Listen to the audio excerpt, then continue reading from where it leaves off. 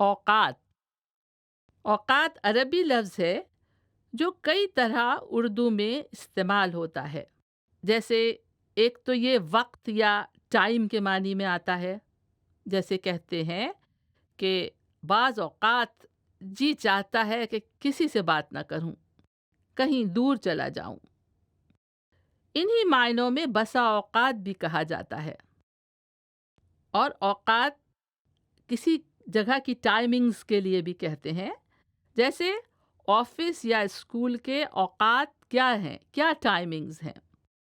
یہ لفظ کسی کی حیثیت کے لیے بھی بولا جاتا ہے، اسٹینڈرڈ کے لیے بھی. جیسے میری اوقات ہی کیا ہے، میری اوقات ہی کیا ہے، میں آپ کے سامنے کیا بولوں. یا کسی کی بے عزتی کرنے کے لیے کہا جاتا ہے. بے عزتی کے لیے کہتے ہیں کہ اپنی اوقات میں رہو. یا ایسے بھی بولتے ہیں کہ میری جتنی اوقات ہے بس اتنی ہی آپ کی مدد کر سکتا ہوں، یعنی کیپیسٹی ہے.